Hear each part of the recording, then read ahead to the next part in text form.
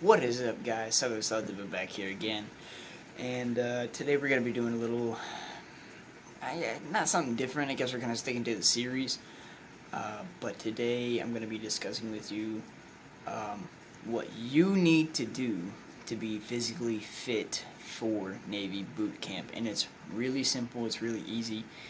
It's not that hard at all.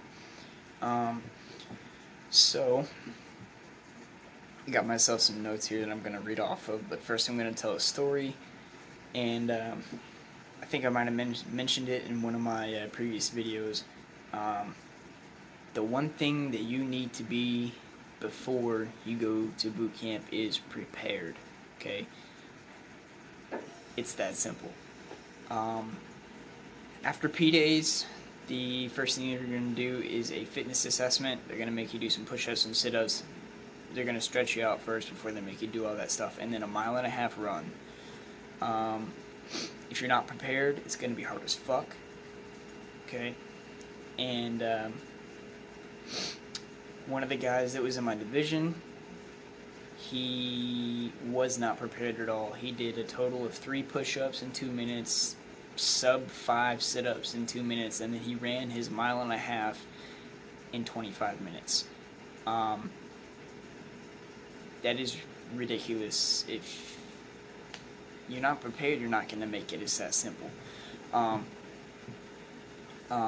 So for the males and females, it's a little bit different. I think the females have a little bit of leniency. It's a little bit lower standards for females. I'm not exactly sure how much. But for the males, the push-up standard is in the 40 to 50 range. If you can't do 40 to 50 push-ups in 2 minutes, you need to practice. Okay? You need to practice. Doing proper push-ups. Alright? And I'm pretty sure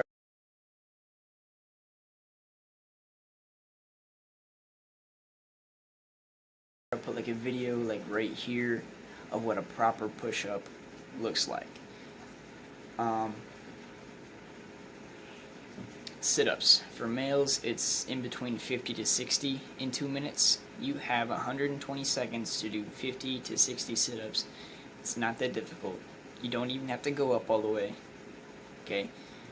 It's literally your shoulders touch the ground and your elbows that are across your chest have to touch your thighs. That means you could go as low as you want and just touch the base of them. As long as your elbows touch your thighs, that is 1 repetition. It's not that difficult.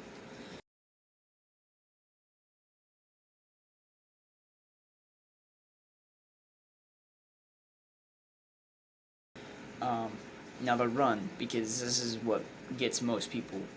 They think, oh, we're going to be in the Navy, or I'm going to be in the Navy, I'm going to be on a ship, I don't need to run. Congratulations, you played yourself, you're going to be running. So, the standard across the board for the 1.5 mile run is 12 minutes and 15 seconds. A 1.5 miles in 12 minutes and 15 seconds. If you're running 10-minute miles, you're not going to make it, alright? You need to get around the 7-8 minute range for miles, and then you need to push it hard, alright? Start slow at first, and then work your way up to it. If you don't run, you don't want to go outside and try and run a 1.5 miles in 12 minutes and 15 seconds. It's not going to happen, okay? Do a little bit of cardio, get on the bike, the treadmill, the stepper, do some mountain climbers. We did those a shit ton in boot camp. And I'll put a video right here of what mountain climbers are if you don't know. It's super easy once you get in the groove of it. As long as you're within the range, your RDCs are going to take care of the rest. And for the first PFA, they're going to set a relatively low standard. It's going to be like 30 push-ups in 2 minutes, around the same for sit-ups, and then a 15-minute 1.5 miles. If you can do that, your RDCs will take care of the rest. By the time you hit your second PFA, you will be hitting this standard, maybe even above. Your goal, your main goal in boot camp is to improve. If you don't improve, you will be dropped, because each PFA, they make the standards higher. So, granted, they're not actual, like real PFAs, like they don't count against you, but they don't help you, but they count against you, if that makes sense. Like, they're not official, but if you don't pass them, then you're gonna get either A, sent back in training, which you don't want, or B, they're gonna send you home because you really didn't make the standard. That guy I mentioned in the beginning of the video, he got sent home. And he was the only one that got sent home that day. And it kind of sucks if you're the only person that gets sent home or sent back in training because you couldn't do some push-ups or some sit-ups and you couldn't run. All you gotta do is put one foot in front of the other. The main thing to focus on when you're running is do not walk.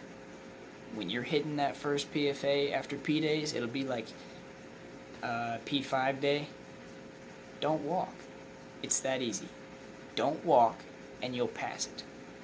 It's that simple. Even if it's just a little shuffle.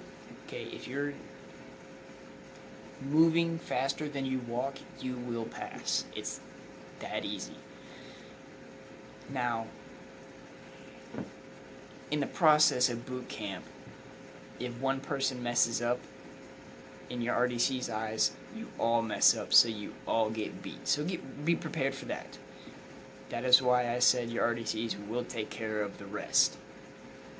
So even if you're in the low bandwidth of that first PFA, as long as you pass it, your RDCs will take care of the rest. If you can't do some gosh dang push-ups, you're going to be pushing a lot.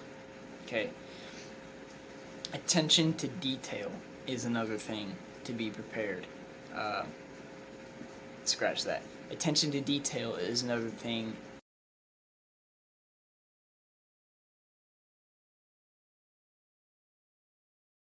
that you have to watch out for and that you have to be prepared for. Okay, a lot of people in my division got the whole division fucked over because they forgot a period at the end of a sentence, or a comma, where they forgot to slash their zeros. And I literally mean every time you write a zero, okay, let me show you here. Every time you write a zero, right, that is not considered a zero in boot camp. That is considered an O. That is considered a zero. They have to be slashed a certain way. You have to start at the right, go down to the left. It's the little things that matter. So, as long as you can get through that first PFA, as long as you can do 40 to 50 push-ups, 40 to 50 sit-ups, or 50 to 60 sit-ups, and run a mile and a half in less than 15 minutes before you go to boot camp, you're set. It's whether or not you want to improve. Because if you don't want to improve, you're going to get sent back, or you're going to get sent home. So, when you go, you know, you got to have that mindset that I'm here for a reason, and even if it's just to get in and get out, it's a reason. Keep that in the back of your mind. Every time you think about quitting, it should be right there. I'm here for a reason. So get it done. It's not that difficult. You just have to keep putting one foot in front of the other. Go from chow to chow. Okay, don't go from day to day. Don't go from holiday routine to holiday routine. Go from chow to chow. Your time will go a lot faster. As long as you can focus on the next chow, you're set. Okay? Don't worry about what you're doing next. Don't worry about what you're going to be doing. Don't worry about what you just did. Okay? Worry about when the next time child is. Now, don't make that your primary concern, because you still need to learn stuff. You still need to become a basically trained sailor by the time you leave, by the time you graduate. So as long as you're willing to learn, you're willing to improve, not only your mind, but your body, and as long as you keep that reason that you're there in the front of your mind, you're gonna make it. It's that simple. If you can't do these things, work on them.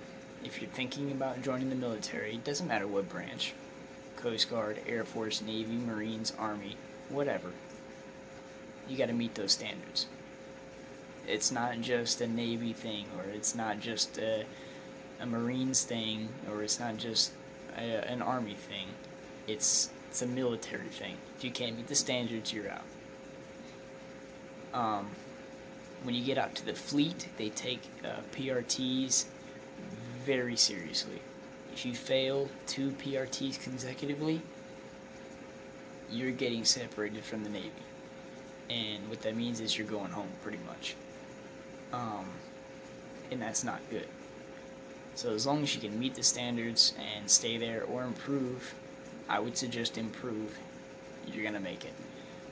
So that's all I have for you today, guys, and I hope you learned a lot from this video. If you're thinking about going into the military, primarily the Navy, don't be afraid to ask questions. It's better to ask questions now when you don't know anything, compared to when you get out of boot camp and you're still asking really stupid recruit questions. So, like I said, that's it for today, guys, and Southern Style Dipper out.